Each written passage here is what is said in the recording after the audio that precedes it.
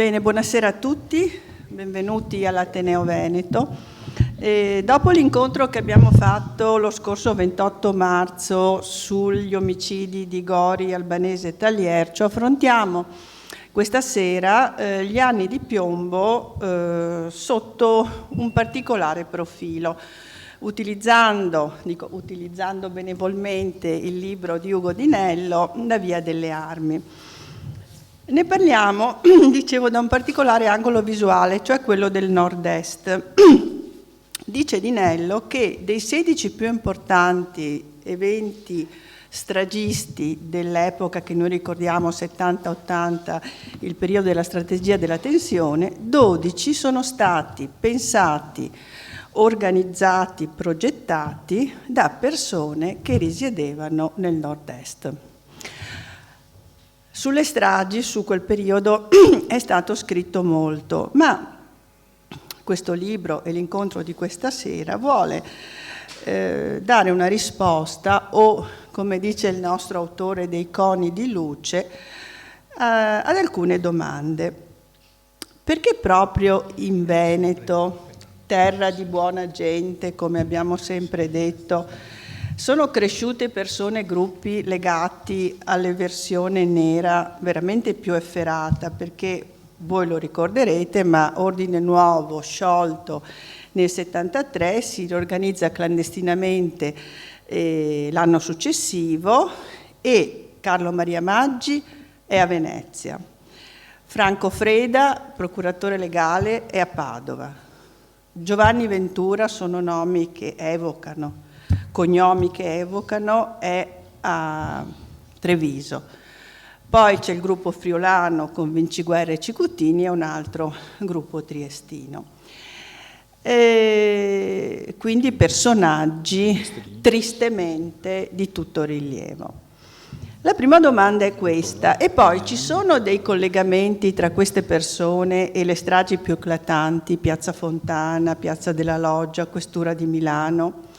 E se sì, qual è il filo rosso che li collega? È quello delle armi, come dice Di Nello? Ricordiamo che il nord-est era inondato di armi. C'erano un sacco di armi e c'erano persone addestrate ad usarle.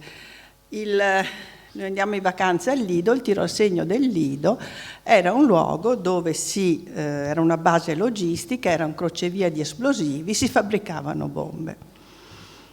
E altre domande. Perché nello stragismo nero non si è mai riusciti, tranne alcune volte, ne racconteremo una, ad individuare i colpevoli? Quali sono state le collusioni con gli apparati dello Stato? È pacifico che ci siano stati. Insomma, a tutte queste domande, non dico risponderemo questa sera, ma insomma faremo un po' di luce e anche ricorderemo. Il dovere della memoria è sempre molto importante.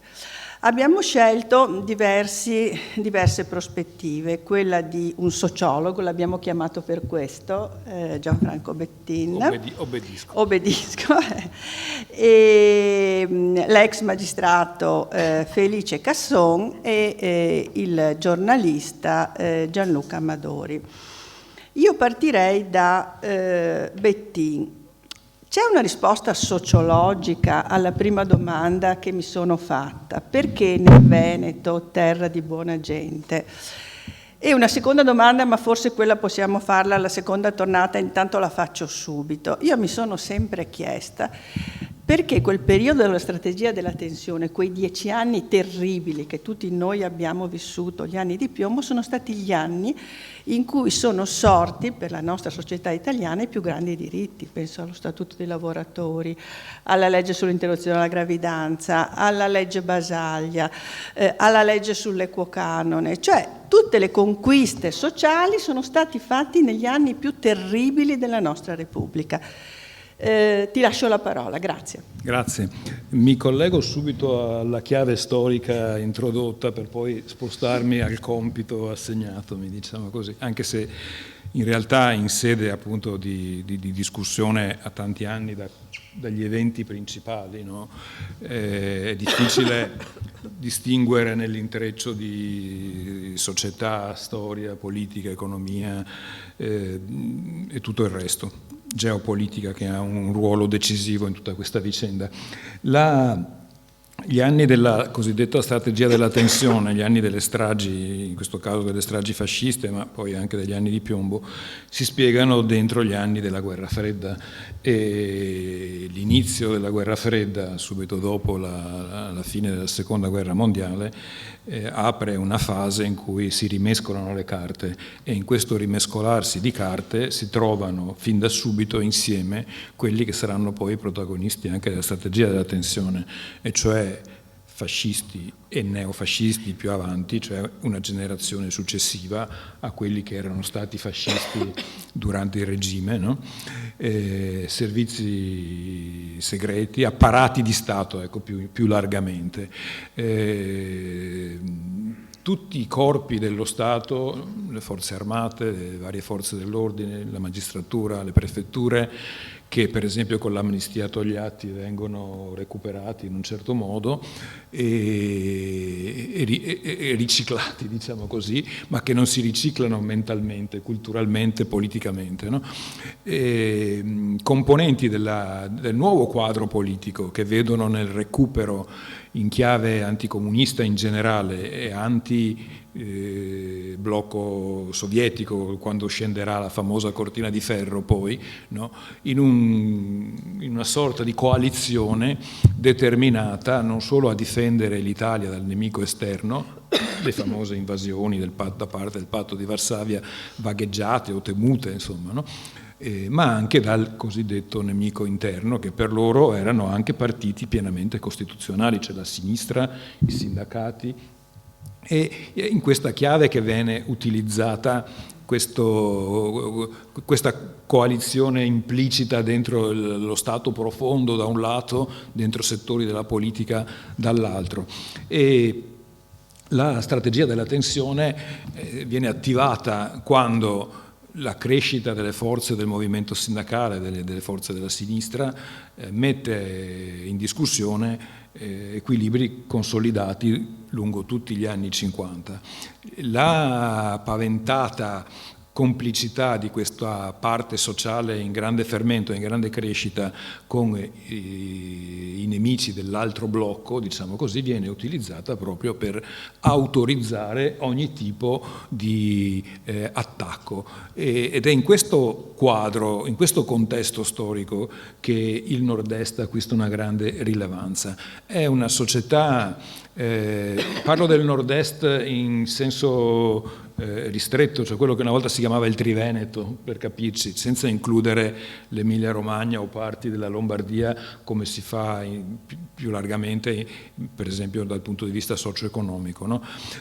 Il Triveneto, cioè il Veneto, il Friuli Venezia Giulia e il Trentino, sono la frontiera, no? Sono la frontiera presidiata nei confronti del blocco dell'Est, ed è per questo che viene disseminata di armi, è per questo che oltre alle caserme dell'esercito italiano, oltre alle caserme americane, oltre a ogni tipo di guardia di frontiera, di forze dell'ordine potenziate e schierate in questa parte d'Italia, lì in questa zona si concentrano anche le organizzazioni clandestine, no? Gladio,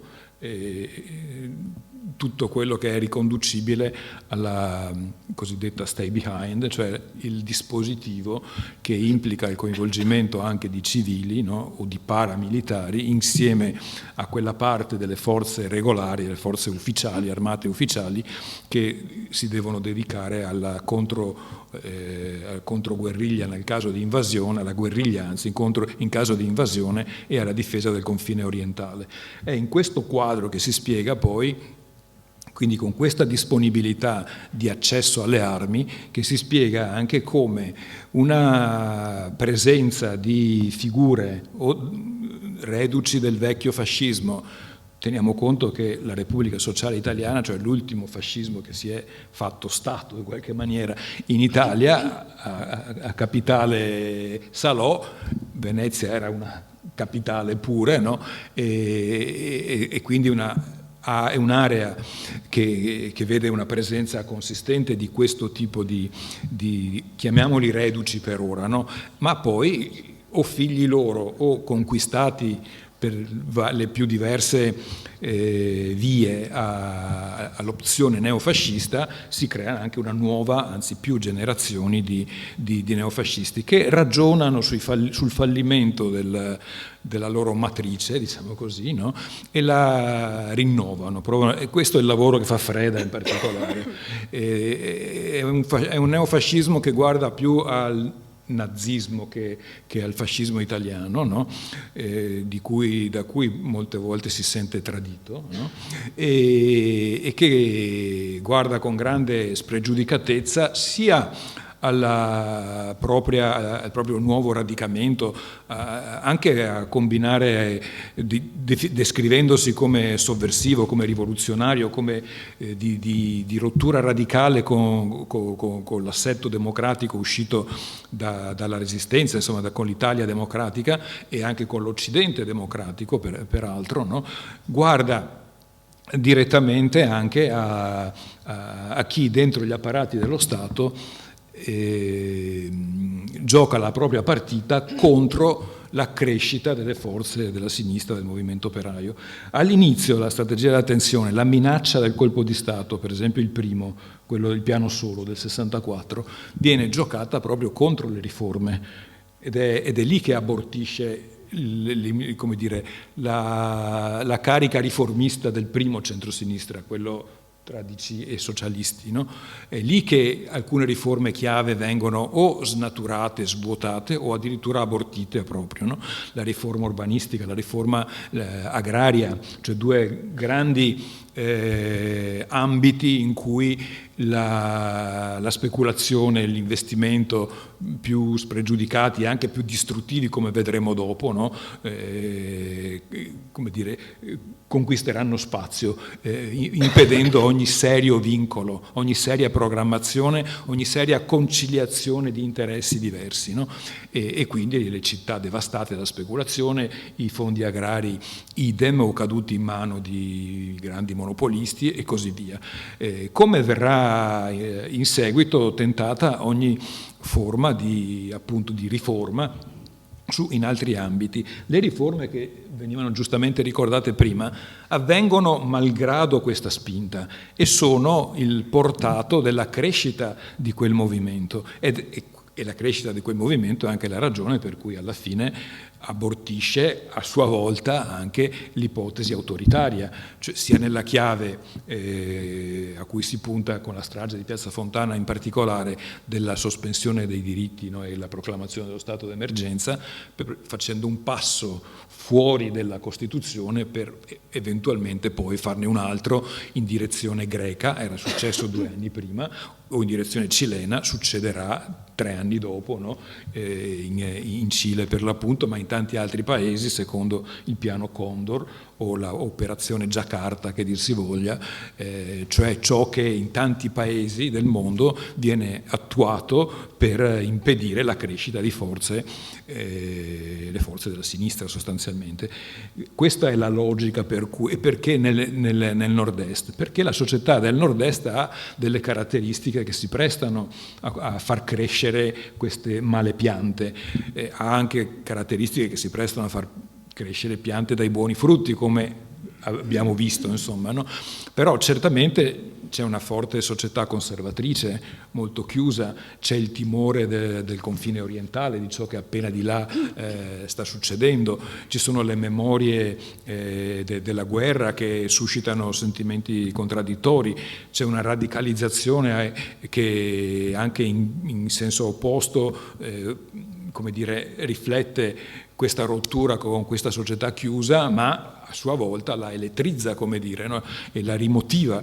Ci sono tante ragioni che sono specifiche dell'area del nord-est e che rinviano a un quadro generale che non è solo qua, però questo è il motivo. Se si studiano le biografie, ho concluso, alcuni dei citati prima, no, da Freda e Ventura, ma il nostro Derfo Zorzi, no, il gruppo Mestrino per esempio, no? Certo. Che sono della nuova generazione, sono i ventenni, gli altri, i Maggi, i Freda, i Ventura sono un po' più adulti, no? Però parliamo comunque di gente sempre molto giovane, i più vecchi hanno allora 30 anni, alcuni sono veramente giovani, a volte men che ventenni, no? Sono tutte persone che hanno nella loro biografia tutti questi elementi che si condensano, si concentrano, in alcuni casi con maggiore visibilità e apertura, no? In altri con più discrezione, diciamo così, ma sempre dentro la trama, al punto che diventeranno i protagonisti più efferati della strategia delle stragi in particolare, e di cui la nostra città purtroppo è uno dei punti di concepimento, ma anche di attuazione, nel senso che da qui vengono molti dei protagonisti diretti, quelli che le stragi le hanno fatte o vi hanno partecipato direttamente. Grazie. Sì, a proposito dello stato d'emergenza, si legge proprio nel libro che era stato proposto a Vinciguerra un attentato a Mariano Romur proprio perché dopo la strage di Piazza Fontana non aveva dichiarato... Chiedo scusa, mi sono dimenticato che siamo qua, tutte queste cose nel libro ci sono, il libro è utilissimo perché raccontando delle storie ci riconduce a questo quadro. Cioè, lo stato d'emergenza era quello che consentiva poi alla strategia della tensione di autoalimentarsi. Nel libro si dedica molto spazio, e secondo me correttamente, alla strage di Peteano, che viene definita una strage piccola, una strage dimenticata. Per chi non ricordasse o fosse troppo piccolo allora, parliamo di un fatto che è avvenuto il 31 maggio del 1972, arriva una telefonata alla sera alla stazione dei Carabinieri di Gorizia dicendo che c'è una macchina, una 500 bianca con 2 fori probabilmente di proiettile. I carabinieri si recano lì, ci sono varie pattuglie, insomma a un certo punto, aprendo il cofano anteriore della macchina, esplode e muoiono 3 carabinieri, oltre ad altri ad essere feriti. Questa è la strage di Peteano. È una strage poco studiata, una strage piccola, ma che in sé ha tutti i paradigmi delle stragi grandi, ammesso che sia corretta la distinzione tra stragi piccoli e stragi grandi. Il primo paradigma è quello di seminare paura, creare l'allarme sociale. Il secondo, altro paradigma classico delle stragi, soprattutto di estrema destra, è il depistaggio, che si fa o proponendo sempre come iniziale la pista di sinistra, cioè quando c'è una strage sono sempre gli extraparlamentari, sono i gruppi anarchici, sono gli estremisti di sinistra. Oppure quando qualcuno magari riesce ad arrivare alla verità o ad avvicinarsi, si crea confusione, si depista, eccetera, con il risultato, che è accaduto anche nella strage di Peteano, o di non trovare i colpevoli oppure di accusare degli innocenti. La strage di Peteano avrà un esito diverso da quello che hanno avuto le altre stragi, perché alla fine si arriverà. E si arriverà per la caparbietà, per la competenza di un allora giovane magistrato che adesso è alla mia destra, che non è più giovane. Però ci sono 2 fasi, cioè la prima fase che presenta proprio tutti questi paradigmi e che mi piacerebbe ci raccontasse proprio Ugo Dinello. E invece la seconda fase, che sarebbe stata nell'intenzione di quello che Felice ti ha dato il fascicolo quella volta, sì, tanto si chiude spesso, era nell'intenzione un fascicolo che si sarebbe chiuso subito dopo, e che invece Felice Casson non ha chiuso e ci racconterà poi cosa è accaduto. Lascerei quindi la parola a Ugo. Bene. Buonasera, grazie per essere qui. Per affrontare la strage di Peteano, che è avvenuta il 31 maggio del 1972, e dobbiamo fare un salto indietro di 6 anni, quando il SIFAR, cioè i servizi informazioni, forze armate repubblicane, il servizio segreto militare, dell'epoca, organizza una operazione di cui non si è mai parlato, purtroppo. I documenti sono veramente pochi. I documenti sono pochi anche perché il SIFAR lo organizza quando viene sciolto. Cioè il SIFAR viene sciolto nel 65, nel 66 arriva il SID. Alla fine del 65, dopo un convegno, il convegno Parco dei Principi, organizzato dal Ministero della Difesa, con una serie di personaggi incredibili, dagli squadristi a ex torturatori, si decide che l'aggressione all'Occidente è già cominciata e ci vuole un movimento di controinsorgenza, ripetendo le parole counterinsurgency che erano state dettate dal Ministero della Difesa americano. Quindi gli italiani recepiscono in pieno questo, organizzano una grandissima, la più grande in Europa, operazione dei propri servizi segreti. E cosa fanno? Dove vanno? Prendono alcune unità operative che loro avevano creato all'interno dell'operazione Stay Behind, cioè stai dietro, quando arrivano i rossi che invadono l'Europa, tu sarai là e dovrai fare una serie di attentati. Noi ti addestriamo per fare una serie di attentati di resistenza.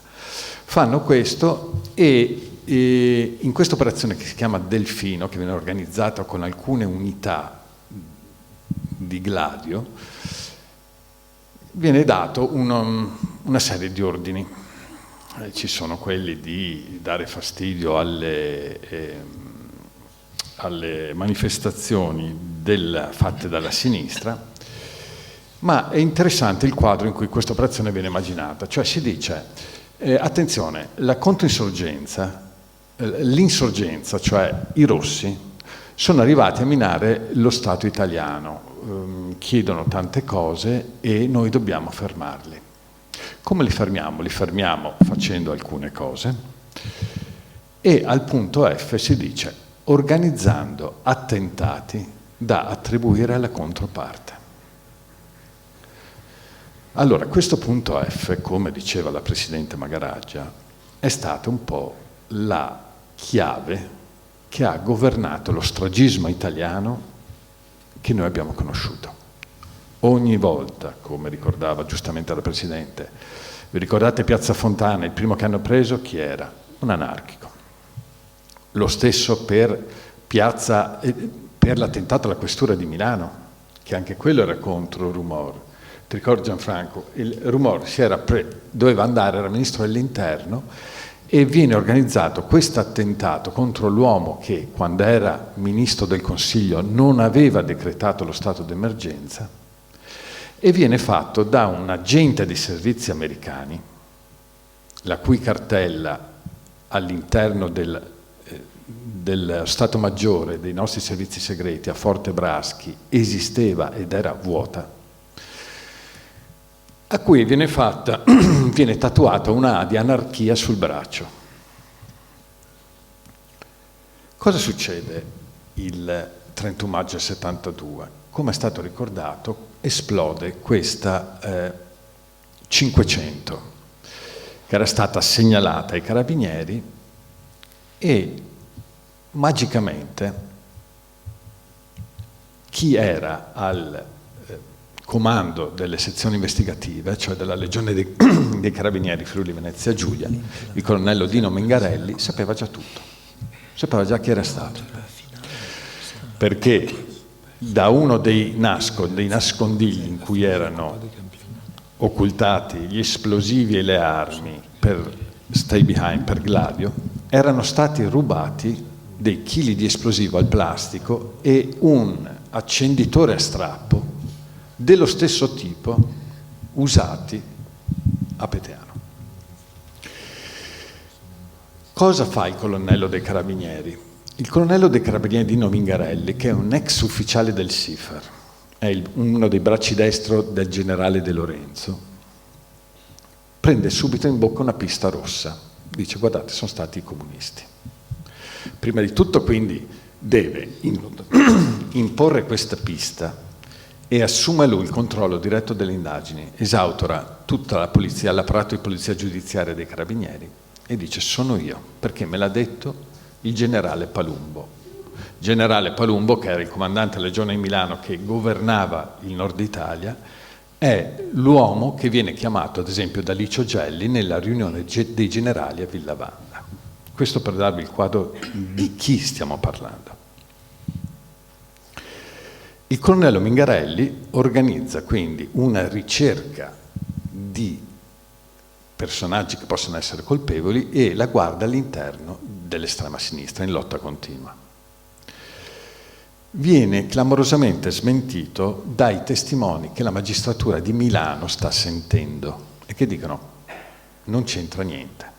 Lotta continua con questo attentato non c'entra. Lui manda una serie di minute, le fa mandare dai nostri servizi, in cui si dice che comunque quel test ha parlato anche della strage di Peteano. Quindi lotta continua potrebbe centrarsi.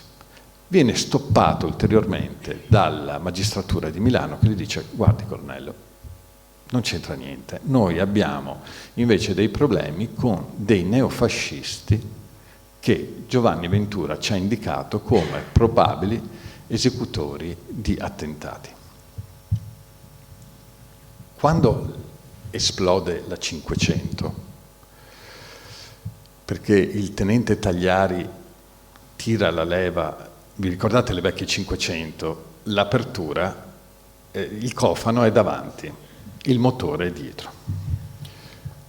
Hanno dei fori sul parabrezza, tutti i carabinieri sono intorno, il sottotenente non si ricorda più dov'è la leva, poi alla fine sì, si ricorda, prende, tira la leva, esplode la bomba che è posta davanti nel cofano.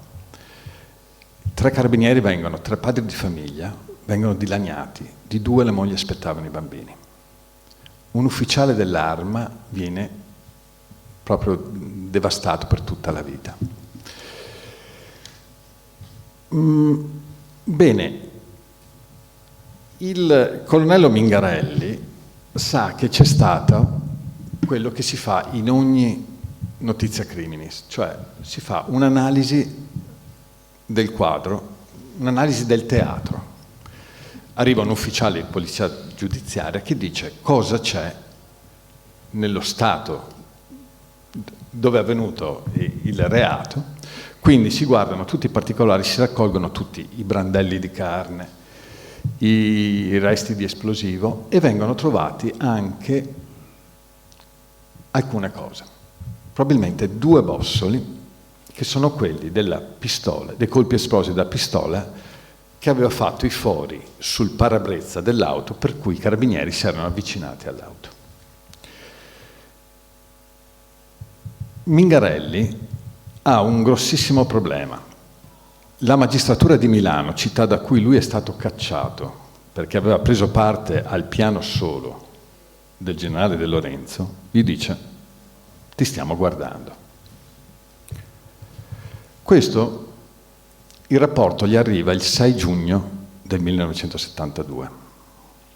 Viene mandato un rapporto alla magistratura, rapporto che viene annullato da un rapporto che viene inviato il 6 novembre con nuovi atti alla magistratura.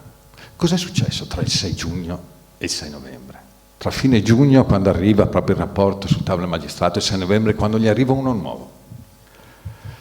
È successo questo. In ottobre c'era stato un tentativo di quando si prende un aereo di dirottamento di un aereo dell'ATI che da Ronchi dei Legionari stava andando a Venezia e poi a Bari. Un bel ragazzo si alza quando l'aereo parte, si avvicina verso la toilette e la cabina di comando. Quando lo steward si avvicina a lui, estrae una pistola, gliela punta, entra nella cabina di pilotaggio e fa ritornare indietro l'aereo. Chiede 200 milioni di lire e dice che vuole andare al Cairo. Riescono, nel libro c'è tutta la cronistoria, a fargli rilasciare tutti i passeggeri, che sono 7, e l'equipaggio riesce a scappare. Quindi il ragazzo, il direttore, resta solo. Importantissimo sarebbe prenderlo vivo, capire cosa sta succedendo.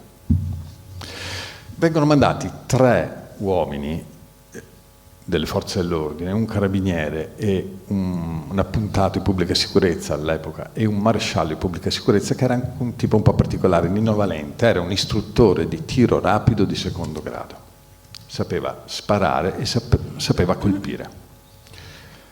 Quando il ragazzo appare e esplode dei colpi, Nino Valente risponde al fuoco e lo prende dritto in testa, lo uccide. Nino Valente ha sempre pensato di essere stato parte di un ingranaggio, ma fa una cosa molto giusta. Prende un taccuino, guarda la pistola che ha in mano il ragazzo e segna il tipo e il calibro 22. Quando si arriverà a mettere le mani, grazie a un giovane ex magistrato, anzi diciamo un giovane ex magistrato, che suona meglio, che riuscirà a riordinare le fila di quanto è successo, si vedrà che ciò che mancava erano i bossoli calibro 22 che avrebbero potuto portare immediatamente, logicamente, la magistratura, se avesse voluto e se ci fosse stato il rapporto, sulle tracce del possessore, cioè del proprietario di quell'arma, una Ermala, una pistola spagnola, riproduzione delle Luger tedesche, che era un signore, un certo signor Cicuttini, che giocava nel torbido, era segretario di sezione del Movimento Sociale e allo stesso tempo nemico del Movimento Sociale in quanto responsabile di una sezione di Ordine Nuovo. Disperato, il colonnello, che praticamente sta camminando sul filo del rasoio, trova un'altra pista, la chiama pista gialla, quella della criminalità organizzata di Gorizia, che Gorizia all'epoca, con tutto il rispetto, ma trovare criminale era già tanto, qualche ruba gallina, forse c'era criminalità organizzata, faceva ridere anche le galline che dovevano essere rubate. Quindi lui riesce a montare tutta una serie di accuse artefatte grazie alla fattiva collaborazione di un capitano che si chiamava Chirico e di un maresciallo che di cognome faceva Napoli. Arrivano a imbastire un processo che è quanto di più ridicolo dal punto di vista del diritto, tragicamente ridicolo, possa essere fatto. Gli avvocati si battono con le unghie e coi denti. Il deputato socialista Fortuna, ve lo ricordate, Loris Fortuna, il divorzio, e fa proprio anche un'interrogazione parlamentare per dire: ma cosa sta succedendo in quel processo? Perché dei fascisti sono stati incaricati di portare avanti un processo del genere? Il processo si arena, vengono tutti assolti, ci sono una serie di lettere fatte dai servizi segreti per depistare di nuovo, quando un giorno stanno scappando tutti i magistrati dagli uffici istruzione, perché le Brigate Rosse li stavano ammazzando tutti. C'è un ragazzo che ha appena vinto il concorso di magistrato, lui l'aveva approvato perché faceva il militare e voleva avere 15 giorni di licenza premio per poter studiare. Lo prende, lo fa e lo vince. E l'ufficio istruzione di Venezia dice: c'è qualcuno che vuol venire? Cioè, stanno andando via tutti. E questo giovane che ha appena 27 anni, cioè, che ha appena vinto il concorso, è uditore giudiziario, non è ancora magistrato, dice: beh sì, io verrei. Bene, allora guarda, prendi questo fascicolo, intanto te lo studi, è una roba semplice, così impari a trattare i fascicoli, lo chiudi in 10 giorni. Lui lo guarda e c'è scritto Peteano. Bene, passiamo alla parola all'uditore. Ragazzo. Era 27 anni veramente. Sì. Ancora uditore soprattutto. Uditore vuol dire magistrato? Sì, è uno che appena arriva deve fare un tirocinio che quella volta era di 1 anno e mezzo circa. E quindi, ma io volevo dire due cose prima, per allargare un attimo, poi arrivo certamente alle domande e al passaggio di testimone. Questa strage di Peteano, questi attentati nel famigerato Triveneto, non è che nascono in Italia e finiscono in Italia. Hanno a che fare con una strategia internazionale molto chiara, ben definita e individuata in documenti che abbiamo trovato e sequestrato e che sono stati trovati anche quando negli Stati Uniti hanno desecretato gli atti nel corso degli anni. Documenti, io mi limito a citarne due.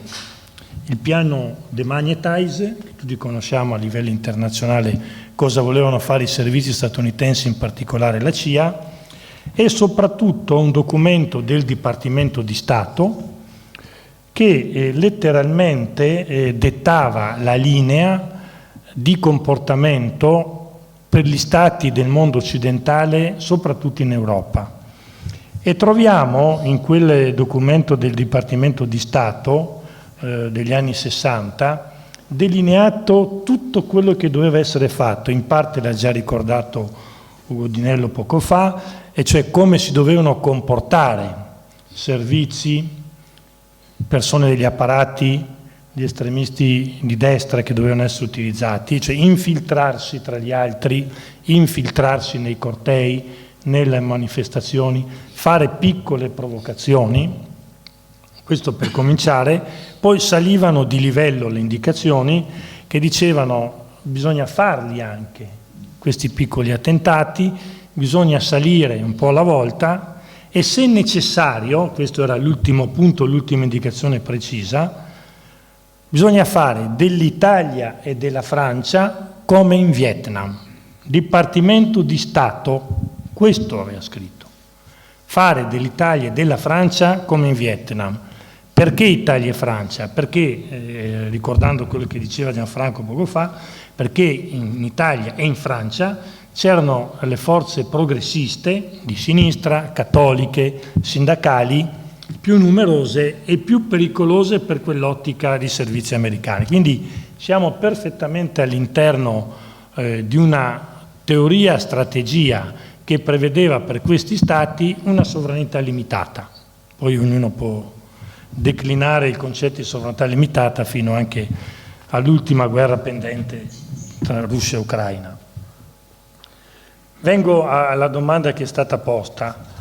E quando arrivo e mi venne assegnato il fascicolo, c'era già un precedente, piccolo precedente veneziano, perché alla fine degli anni 70, 77 e 78, il Tribunale di Venezia, seconda sezione, non la Corte d'Assise, come diceva qua quando è venuta a Venezia l'attuale Ministro della Giustizia poco fa, in Tribunale a Venezia, seconda sezione, presidente Nepi, Augusto Nepi, c'è un processo di calunnia e falso ai danni dei carabinieri da una parte e ai danni dei malavitosi dall'altra.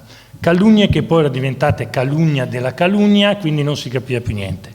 Quella magistratura, fine anni 70, ha archiviato tutto, ha fatto sentenze di assoluzione per tutti. Quindi alla fine veniva fuori un panorama desolante, nel senso che non si capiva chi erano gli accusati, chi erano gli accusatori, se c'erano colpevoli, se non c'erano colpevoli. Lì hanno assolto tutti.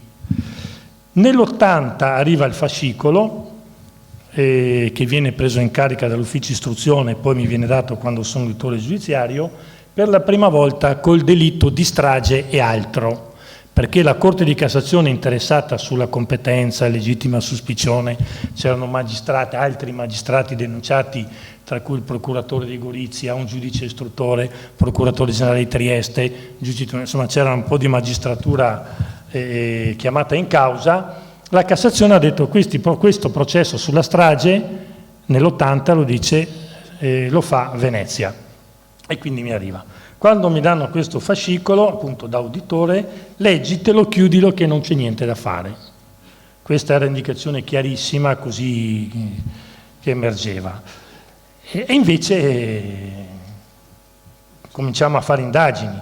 In che senso? Come si dovrebbero fare sempre le indagini, anche se avevo poca esperienza, cercando un gruppetto o alcune persone della polizia giudiziaria possibilmente affidabili, come si dovrebbe fare su un'altra indagine di cui parla lo stesso Di Nello, su una bomber, quindi cambiando completamente quelli che stavano facendo o dicevano di fare le indagini, la massima riservatezza, nel senso che non si doveva sapere assolutamente niente all'esterno, buttiamo per aria caserme, questure del Veneto e del Friuli, in particolare con quello che era il vice capo dell'Ucigos competente sull'estremismo nero all'epoca, Alfredo Lazzarini, e recuperiamo documenti che possano essere utili, di tutti i tipi, qualsiasi sorte abbiano avuto.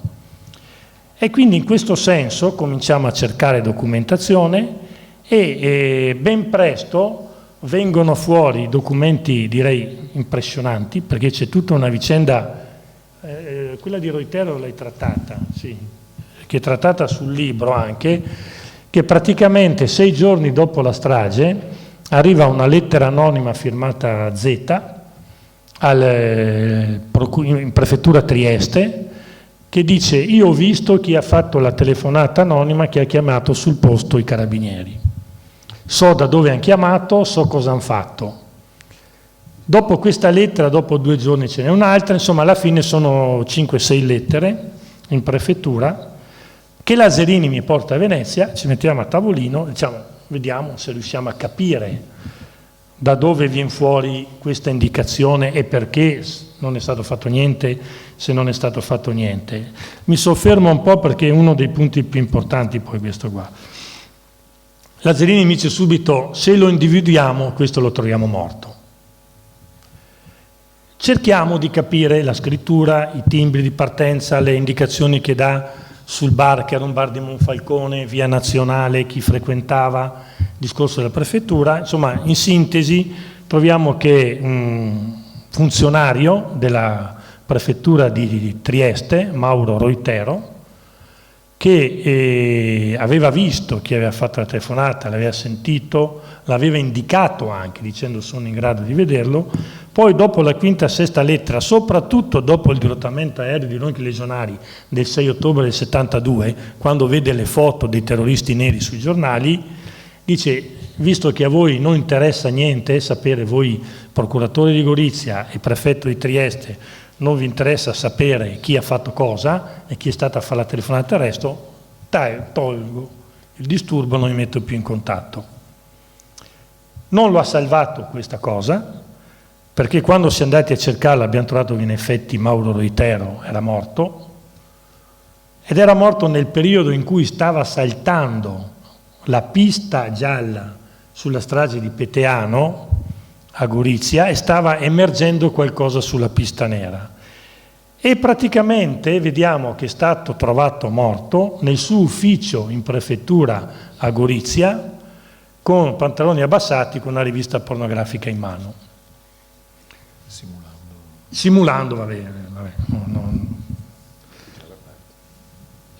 Su questo ovviamente sento il medico che aveva detto infarto, dico: ma perché ha scritto infarto? Ha visitato infarto, si è fermato il cuore, voglio sapere perché. E mi dice: no, la polizia non l'ho neanche visto, la questura mi ha detto che soffriva di cuore e di scrivere così. Facciamo anche l'autopsia a distanza ormai di qualche anno e i medici riescono a dirmi, chiamati da fuori, il medico legale, molto esperti da Pavia, università, eccetera, Parma, Pavia, mi dicono non siamo in grado di escludere che sia stato avvelenato. Questa è la situazione. Ma la cosa importante, venga al merito, è che manda direttamente sulla strage nera di Ordine Nuovo, dopo 6 giorni rispetto alla strage. Questa è l'indicazione. Nel frattempo, finché recupera, tra l'altro su questa vicenda poi lunga, perché chiamo il prefetto che aveva siglato la lettera, non dice niente, arresto il prefetto, diventato commissario di governo, un vice questore di polizia lo stesso. Insomma, quella volta per fortuna i giudici istruttori, i testimoni falsi potevano arrestarli e quindi veniva fuori qualcosa però confermato, perché poi tutto ovviamente è stato confermato. Quindi a distanza di tanti anni, prefetto, commissario di governo, questore, uno dei due questori era morto, tutti continuavano a negare. Cosa succedeva intanto a Venezia nelle indagini? Nelle indagini a Venezia succedeva che andavano avanti in gran segreto, perché io avevo cominciato a diffidare di tutti i capi, perché quando c'era un mandato di cattura da fare contro la destra, li trovavo sempre contrari. Io mi ricordo più volte sbattuto la porta, dicevo, li faccio lo stesso. Per un mandato di cattura addirittura mi avevano detto, vabbè, ti revoco il fascicolo, revoco il mandato di cattura e poi te lo ridò. E io dico, io il giorno dopo rifaccio il mandato di cattura. Quindi a questo punto nessuno era in grado di fare il fascicolo e la cosa è andata con questa tira e molla avanti con diversi arresti, tra l'altro anche arresti di avvocati veneziani. E nel frattempo però succedeva, si parlava del poligono, perché arriva un altro fascicolo sul poligono di tiro a segno del Lido di Venezia, poligono di tiro a segno del Lido di Venezia, dove due personaggi ci portavano, noi magistrati, a sparare in periodo di attentati contro i magistrati. E questi personaggi erano il segretario Carlo Di Giglio e quello che si autodefiniva, perché non era vero, professor Marco Morin. Stimatissimo da tutti, ha fatto perizia a non finire dappertutto, se non che a un certo punto, e poi portato in palmo di mano da tutti i grandi capi della magistratura veneziana, se non che a un certo punto troviamo che questo Marco Morin era in una lista di Ordine Nuovo. Andiamo a vedere, vado correndo, poi fermami perché sennò non finire più. Andiamo a vedere chi è sto Marco Morin, perché tra l'altro nel frattempo segnala il procuratore della Repubblica, guarda che la persona che ha le chiavi del laboratorio di indagini criminalistiche della procura, dove ci sono decine di Kalashnikov, e così era, una marea di munizioni, ci sono esplosivi delle Brigate Rosse, di Pierluigi Concutelli, tutti gli altri, la chiave ce l'ha questo Marco Morin che risulta in una lista di Ordine Nuovo. Non succede niente, anni dopo poi dico meno male che mi sono fatto, siccome non mi fidavo di nessuno, mi sono fatto timbrare la comunicazione dal procuratore della Repubblica. E continua questa storia per anni ancora con Marco Morin, del quale nel frattempo veniamo a sapere altre circostanze. Nel senso che a un certo punto trovo una vecchia condanna degli anni 60, dalla quale si ricava che Marco Morin è stato condannato assieme a personaggi del calibro, chi conosce la materia si rende conto subito, Marcello Soffiati, Roberto Besutti, dei fascisti di Ordine Nuovo di primissimo livello, tra l'altro implicati Soffiati da Piazza della Loggia e prima anche su tutte le cose più gravi. Condannato perché? Cerco di recuperare il fascicolo. Felice, scusami, Soffiati che è agente, sì, va bene. agente informatore dei nostri servizi segreti. Ci arrivo dopo perché tutti quanti sono. Questo cerco il fascicolo negli uffici giudiziari di Verona. Negli archivi degli uffici giudiziari di Verona il fascicolo che riguarda il processo di Morin è scomparso. Cioè c'è il fascicolo prima, c'è il fascicolo dopo, quello di Morin non c'è. Dal registro sentenze recuperiamo comunque la sentenza dove viene fuori che c'era un traffico di armi e munizioni tra questi fascisti che il magistrato dell'epoca aveva sostanzialmente derubricato considerandoli dei collezionisti e gli ha dato una pena bassissima. Quindi collezionisti fuori. Vabbè, andiamo ancora a vedere chi è Marco Morin. Marco Morin aveva fatto il servizio militare nell'aeronautica. Vai a capire così, cosa, come, cosa fa così. Cerco il fascicolo aeronautica, sparito il fascicolo aeronautica. Poi si capisce anche perché a un certo punto il nome di Marco Morin invece viene fuori quando vado agli archivi dei servizi segreti a Roma, cerco la lista dei personaggi cosiddetti gladiatori stay behind, soprattutto quelli dell'estrema destra. C'è il fascicolo, trovo un fascicolo di Marco Morin vuoto, dentro non c'è niente, cioè proprio anche quasi provocando, ti lasciamo nella lista Morin, ti lasciamo la copertina ma ti leviamo tutto.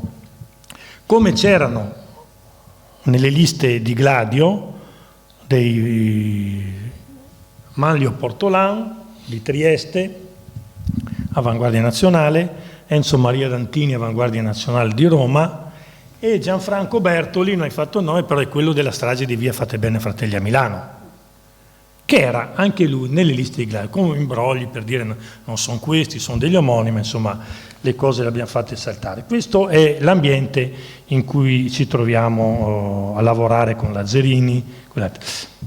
Parentesi, all'inizio dell'indagine, quando mi viene affidata, mi viene un maresciallo del ROS di Udine, mi viene a dire se vuole collaboriamo alle indagini, le possiamo fare che conosciamo l'ambiente, è il minimo, fatto correre ampiamente a passi lunghi e ben distesi. Cosa succede in seguito? Succede che praticamente tutta l'indagine sul poligono di Tirassegno del Lido, sulla strage di Peteano, che vanno tutti a rinvio a giudizio con una serie di personaggi, sono affiancati, per quanto mi riguarda, lo dico molto in sintesi, da tutta una serie di denunce, azioni disciplinari e anche una richiesta di trasferimento d'ufficio fatta dal Presidente della Corte d'Appello di Venezia e il Procuratore Generale di Venezia, perché mettendo assieme tutte le denunce fatte da fascisti, servizi segreti, magistrati, eccetera. Una di queste, dico questo perché dà il senso di quella magistratura, quando arriva un'azione disciplinare a Roma, per sentire il magistrato, alle volte viene delegato il procuratore generale presso la Corte d'Appello. Vengo convocato da un magistrato della Procura Generale di Venezia, che io sapevo benissimo che era un fascista, perché dalle intercettazioni molto utili, questo vale anche adesso ovviamente, non solo quella volta, fondamentali nei processi di terrorismo e altro, Bruxelles lo insegna adesso, bisognerebbe ridirglielo, forse sapevo che era un fascista. Questo mi convoca e mi contesta una denuncia fatta dai fascisti. E io dico, se sono accusato di qualcosa, ditemi di cosa, mi avvalgo della facoltà di non rispondere, voglio un avvocato, e non rispondo niente. Poi, recuperando gli atti al Consiglio Superiore, vedo che scrive non c'è niente da fare, bisogna fare azione disciplinare nei suoi confronti.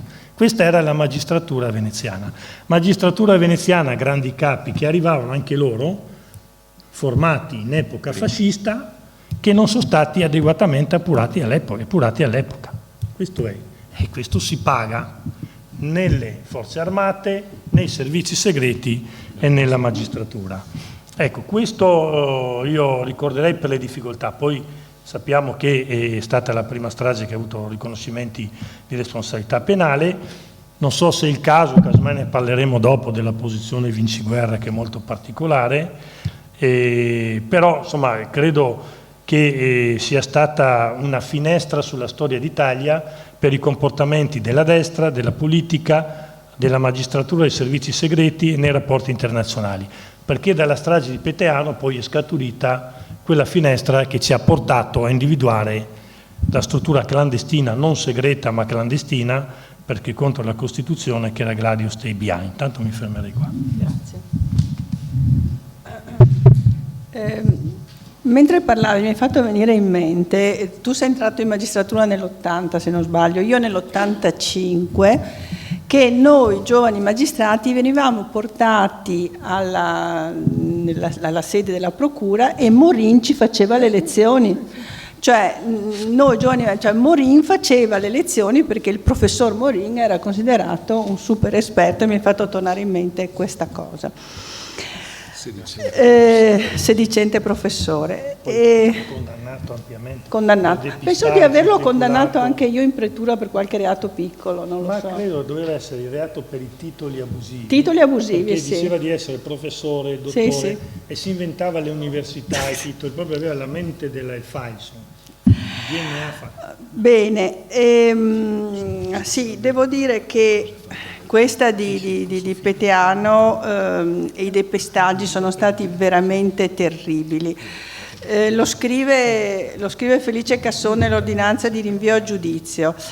e dice: certo, è amaro e sconvolgente ove si pensi che le vittime della strage portavano la stessa divisa degli imputati, cioè quelli che hanno depistato erano i colleghi carabinieri di quelli che sono morti, cioè non solo persone che per lavoro, per professione non devono comportarsi bene, comportarsi correttamente, ma hanno avuto il coraggio di depistare nei confronti dei loro stessi colleghi, cioè una cosa veramente vergognosa, incredibile e vergognosa. Arriviamo ai giornalisti. Domande facili. No, questo io non so se ci siano degli studi su questo, però pensando a che domanda potevo fare a Gianluca Amadori, che prima di arrivare alle alte sfere dove è adesso, al Consiglio nazionale si occupava, sgaloppava tra i tribunali, tutti noi ce lo ricordiamo. Mi chiedo qual è stato in quegli anni il ruolo della stampa, perché abbiamo visto che chiaramente si iniziava subito qualsiasi attentato, anarchici, extraparlamentari di sinistra, eccetera, e la stampa riportava. La stampa, voglio dire, i giornalisti erano, come dire, dei supini trasmettitori delle notizie che arrivavano non tanto dalle procure forse, ma da chi faceva le indagini, facevano, come si usava al tempo, delle indagini paralleli. Sono state anche inconsapevolmente una cassa di risonanza di questi depistaggi o meno? E faccio questa domanda, non è una domanda retorica, è veramente una domanda genuina. Non so se ci siano dei studi su come appunto il giornalismo si sia posto, perché a quel tempo tra l'altro esistevano solo i giornali, cioè non c'era internet, non c'erano i social, non c'erano altre forme di comunicazione, quindi quello che noi sapevamo lo sapevamo dai giornali. Grazie intanto e grazie a Ugo che mi ha invitato qui, perché peraltro leggendo il suo libro mi sono riimmerso nei primi anni in cui sono capitato per caso in Tribunale di Venezia, e qui abbiamo uno dei maestri della giudiziaria che ha fatto la storia della giudiziaria, che è Giorgio Cecchetti, e che di questi temi si è occupato un sacco. E mi ha fatto Giorgio Cecchetti, che è tra quelli che ha scritto di più anche di questi temi, dei depistaggi di Peteano, di Piazza Fontana.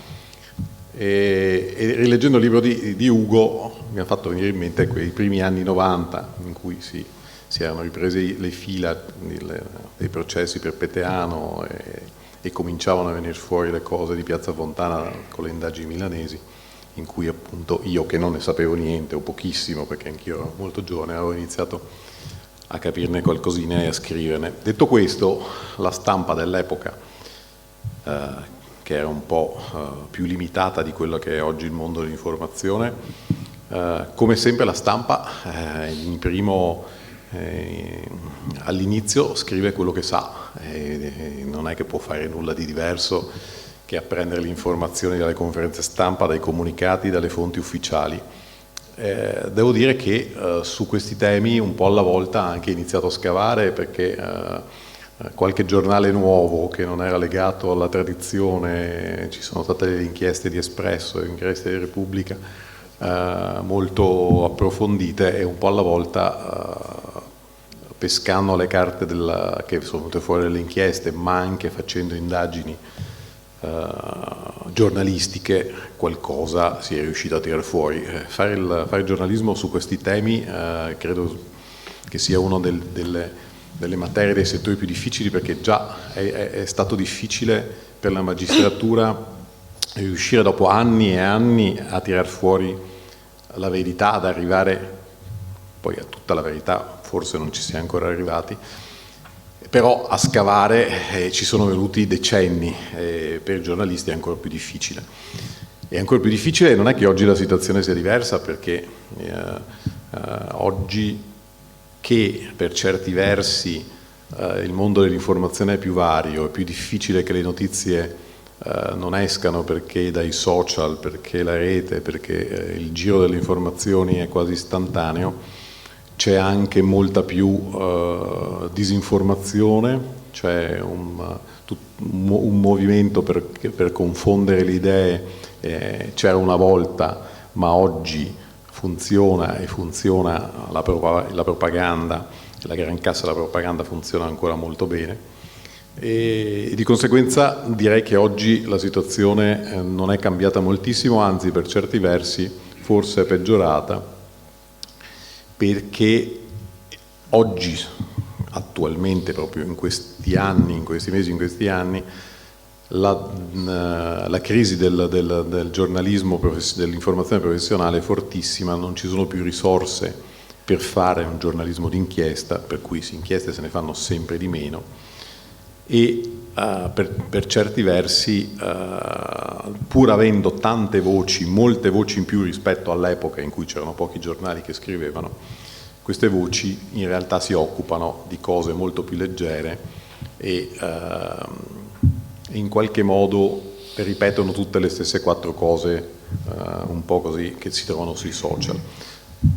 Ciò nonostante, il lavoro giornalistico io credo che sia essenziale, come è stato negli anni passati, con inchieste molto importanti che hanno portato alla luce, che sono riusciti a far conoscere soprattutto alla pubblica opinione in retroscena di che cosa è accaduto con i depistaggi. Peteano forse è una di quelle stragi di cui si è scritto di meno perché, come dicevi tu prima, è stata una piccola strage limitata in una parte d'Italia quasi sconosciuta, e la stampa nazionale ne ha scritto poco su tutto quello che ruotava attorno a Piazza Fontana, e le indagini che hanno portato a scoprire la pista nera e a individuare peraltro in tutta il filone nero veneto, veneziano, mestrino, i responsabili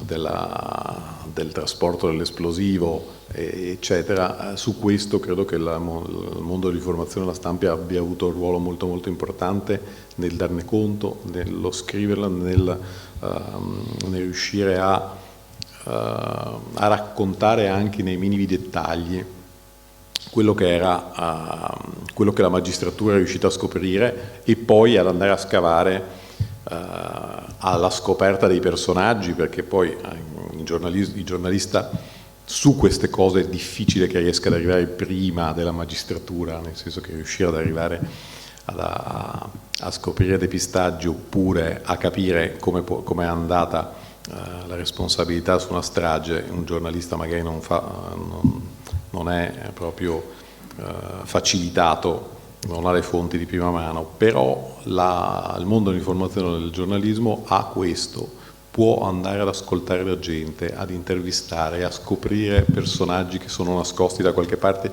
di cui magari si scrive ma nessuno sa dove sono, riuscire a farsi raccontare storie. E questo, devo dire, che su questi temi è stato fatto ampiamente, e credo che il ruolo dell'informazione sia che i giornalisti abbiano svolto un ruolo importante per riuscire appunto da un lato a svelare, dall'altro a rendere alla pubblica opinione un servizio buono. Dicevo che oggi la situazione è molto preoccupante, siamo entrati ormai anche con un silenzio assordante, le fonti alle quali noi possiamo attingere, anche quelle ufficiali, praticamente non esistono più, con la scusa della presunzione di innocenza che piace molto agli avvocati, e in qualche modo c'è un motivo, perché con la rete ormai di tutto si parla e si spettacolarizza la giustizia.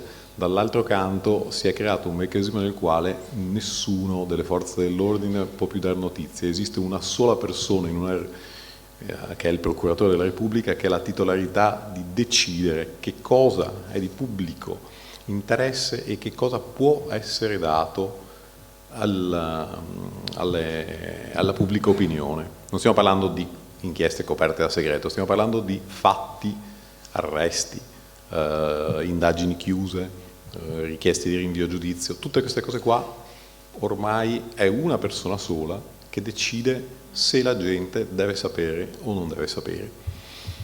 E questo sta creando dei problemi non da poco, perché il giornalista le cose prima o poi magari le viene a sapere, ma la fatica per riuscire a saperle è notevole.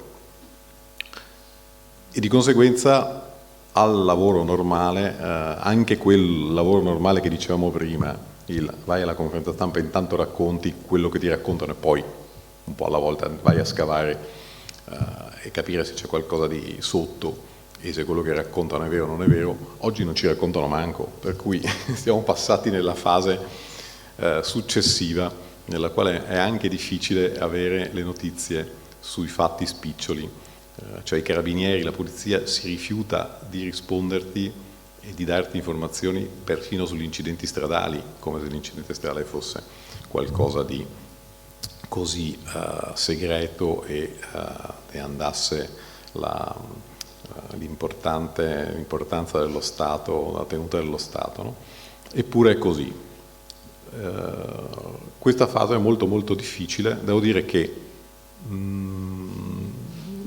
poiché la credibilità del mondo dell'informazione credo sia ai minimi, un po' come quello della magistratura, stiamo correndo in parallelo, un po' per colpa nostra, perché in questi ultimi anni siamo andati, invece di correre dietro alle informazioni serie e di un certo livello, gli approfondimenti di cui parlavamo prima, una parte consistente del mondo informazione, non avendo più un ruolo centrale perché i social ci hanno spiazzato e fanno informazioni ai social, noi siamo andati a correre dietro ai social invece di andare dietro alle indagini e agli approfondimenti. Questo ha fatto sicuramente cadere la credibilità dell'informazione e questo come conseguenza ha che la pubblica opinione, invece di indignarsi perché continuano ad essere varate norme che limitano fortemente il diritto nostro ad essere informati, sono quasi contenti del fatto che la stampa possa scrivere meno, possa avere meno libertà, possa informare di meno. E questo devo dire che è molto preoccupante, perché avrà delle ripercussioni consistenti sulla libertà di tutti noi, insomma. Ecco, io credo che questo possa essere così. Tanto mi fermerei qui, se poi hai... Posso dire una cosa? Certo, sì, qui adesso chi vuole intervenire? No, guarda, ce lo condividiamo da buoni fratellini. Vi faccio notare una cosa.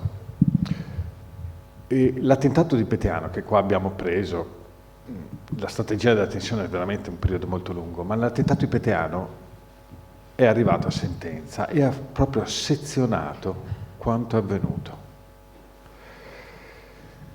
E in questo attentato, come ha ricordato la Presidente Magaraggia, c'è qualcosa che è incredibile, perché degli uomini che hanno fatto lo stesso giuramento, portano la stessa divisa, 3 martiri dell'arma, con 6 orfani dell'arma e 3 vedove dell'arma, vengono traditi da gente che ha fatto lo stesso giuramento. Guardate che per arrivare a questo vuol dire che il piano era veramente assoluto. E non a caso, per quanto riguarda la stampa, viene tutto organizzato. A un certo punto compare sul luogo a Peteano, a Gorizia, Giorgio Zicari, che è il primo agente segreto, giornalista, che viene mandato là.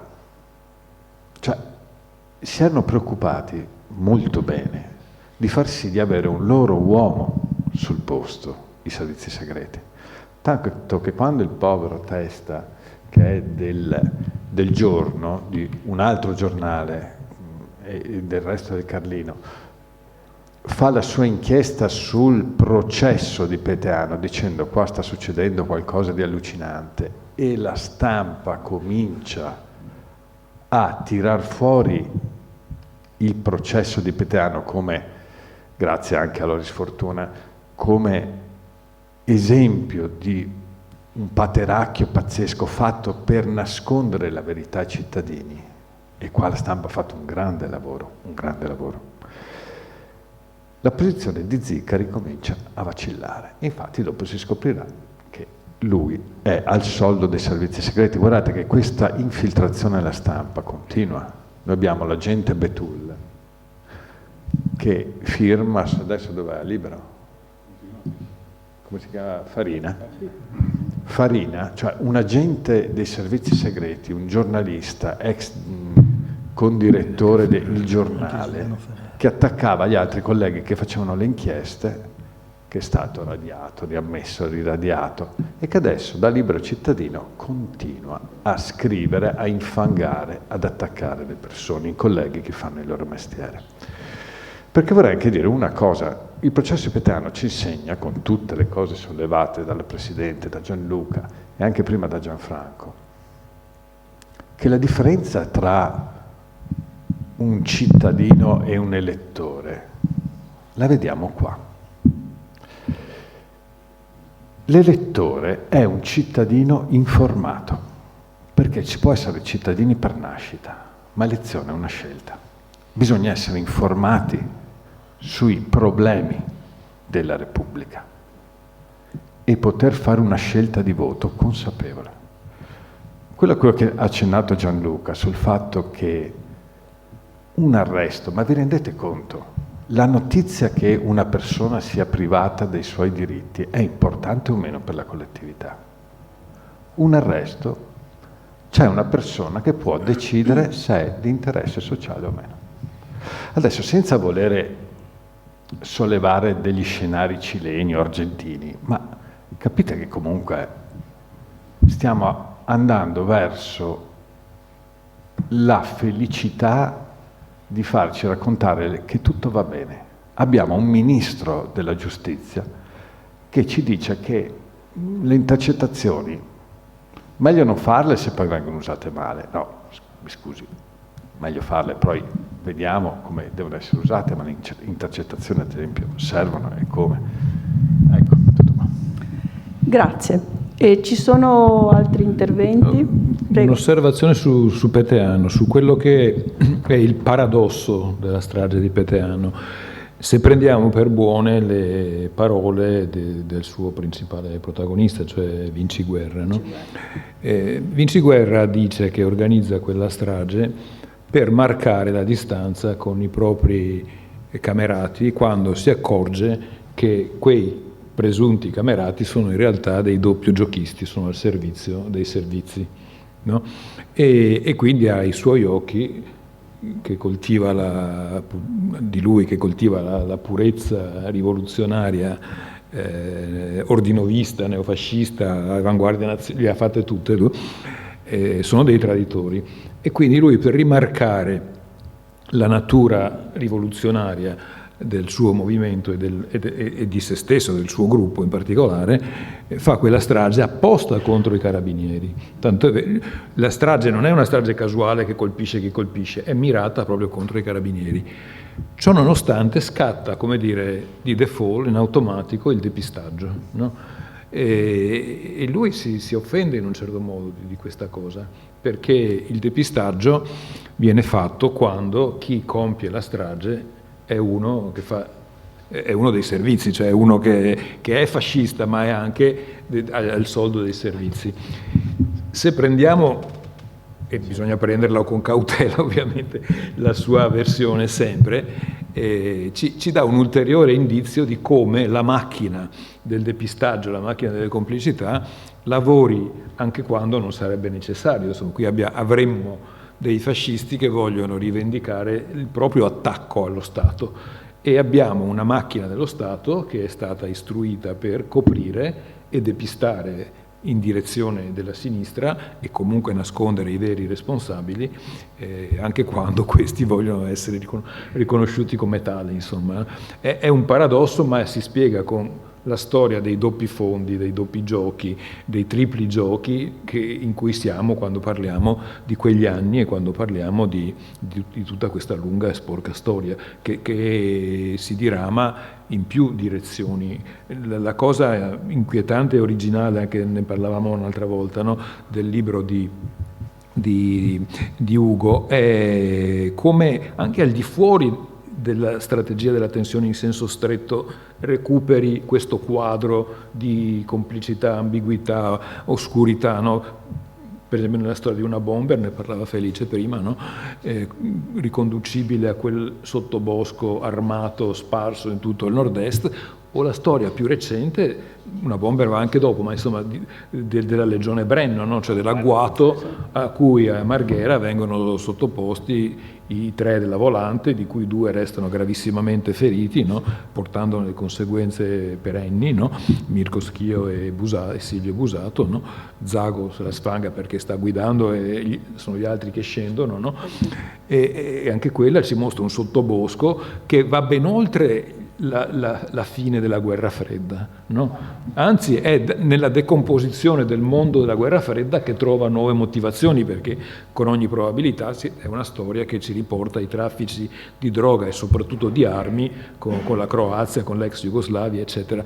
Quindi il libro è importante per questo motivo, ci porta oltre la storia più nota, diciamo, no? Oltre il tempo della guerra fredda, nei nostri anni, a riprova che se tu, come non si è fatto dopo la liberazione, non epuri, non depuri, no? Non lavi via quello che va estirpato, te lo porti dietro anche oltre il tempo storico in cui quella roba aveva una spiegazione, no? Ovviamente orrenda, ma aveva una spiegazione, no? Perché le cose che si prolungano oltre il loro tempo si prolungano perché nascondono le complicità, perché si reggono sull'omertà, nascondono i fatti del passato, ma per nascondere i fatti del passato perpetuano quelle complicità, quell'omertà, commettono altri crimini, inquinano ulteriormente, e questa cosa appunto è la storia in cui siamo. Quindi è un libro che arriva all'oggi, all'irrisolto che ci portiamo dietro e che inquina anche il nostro presente storico.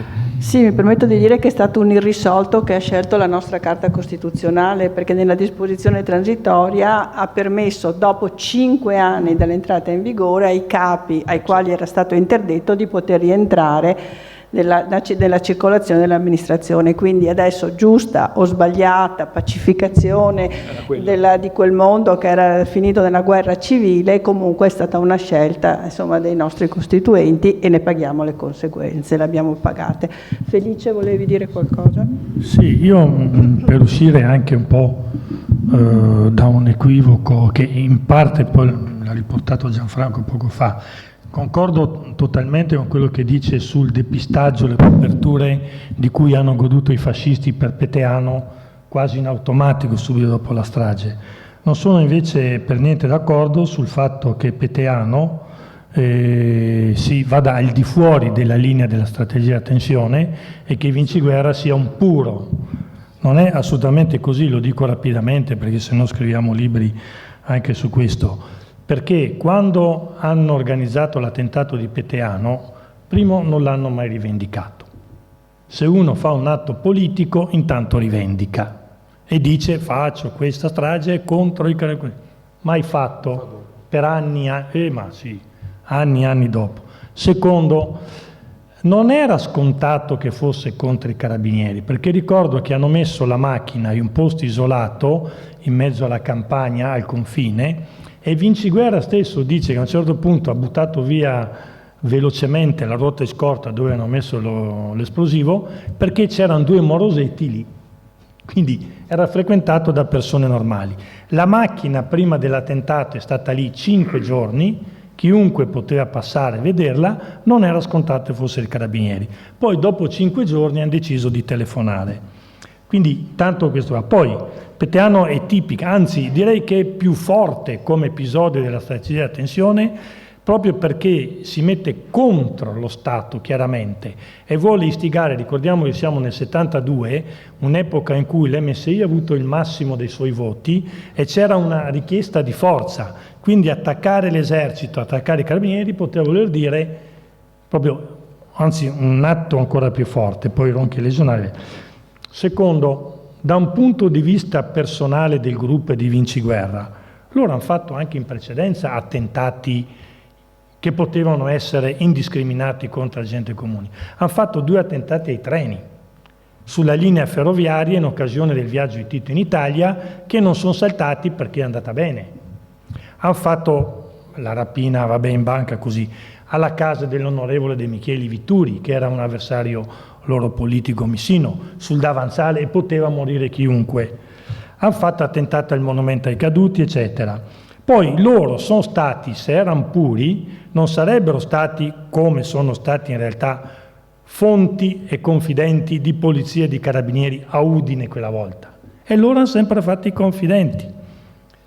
Quando devono scappare perché viene fuori i ronchi dei legionari, Cicuttini e Vinciguerra non scappano autonomamente, utilizzano i canali di Ordine Nuovo e di Avanguardia Nazionale, e i loro contatti erano a Padova Massimiliano Facchini, Franco Freda, Aldo Trinco, e a Roma vanno da Paolo Signorelli, che è il vertice di Ordine Nuovo, il quale li accompagna prima uno e poi l'altro in anni diversi fino in Spagna, dove arrivano e dove fanno riferimento Cicuttini alla polizia e ai servizi spagnoli e Vinciguerra direttamente a delle chiaie Avanguardia Nazionale. Ma non si accontentano di questo, perché lì lavorano con servizi e apparati dello Stato, tanto che questi nostri fascisti italiani fanno parte di quei gruppi contro l'ETA e vanno ad ammazzare i baschi. E in casa di Cicuttini, quando abbiamo beccato la seconda volta, non ce l'ha dato per 2 volte, ce l'ha dato la terza con escamotage giuridico.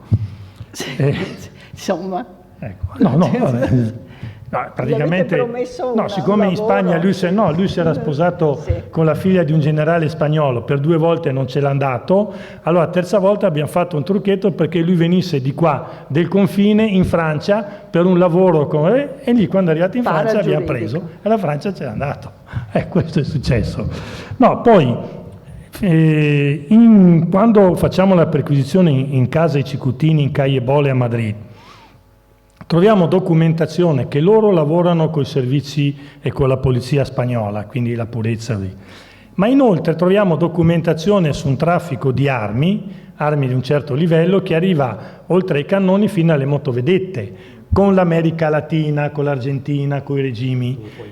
Dove vanno e dove erano? E Vinciguerra, quando gli dico cos'è sta roba qua, mi dice è roba nostra. Quindi la loro pulizia, no? Quando torna dall'America Latina frequenta gli stessi personaggi, va con Ordine Nuovo, Avanguardia Nazionale a Roma, quindi non li ha mai abbandonati. Quando decide di parlare nell'aprile 84, a mio modo di vedere, l'ho scritto e ovviamente lui si è incazzato a morire nei miei confronti, l'ho scritto, perché a gennaio del 1984 il mandato di cattura suo era del dicembre dell'82-84, cominciamo ad arrestare i suoi vicini, quelli che hanno fatto gli attentati con lui, Giancarlo Flauniacco, Maurizio Midena, presso il quale troviamo tutto l'armamentario massonico, tra l'altro, Midena, li arrestiamo e perquisiamo, e viene incriminato il fratello gemello, col quale lui ha un legame intensissimo, lo copre totalmente, si va dalla sorella, troviamo anche lì cose utili per le indagini, quindi lui vede che il suo mondo sta crollando. Prima rifiutava qualsiasi contatto, da gennaio ad aprile ci sono mandati di cattura e tutti cominciano a parlare. Lui a un certo punto si rende conto che suo fratello rischia, infatti il fratello viene rinviato a giudizio, viene condannato per organizzazione dell'associazione a 5 anni, in appello, io dico i soliti, levano l'organizzazione, diventa partecipazione e prescrizione del reato, come è successo con Delfo Zorzi in quello stesso processo, condannato per armi assieme a Vinciguerra così, derubricato non organizzazione e partecipazione, prescritto il reato. L'aiuto è stato dato fino all'ultimo. Quindi dire che è un puro, che è un soldato, no, certo, lui dice no, però gli va risposto perché insomma è uno anche verbalmente violento. Ecco, questo, così abbiamo fatto una sintesi. Bene, io ringrazio tutti i relatori, devo dire che coltivare la memoria è sempre molto importante, coltivarla con chi ne è stato testimone, è importante continuare a scrivere di questo periodo. Ringrazio a voi per averci ascoltati e vi auguro buona serata.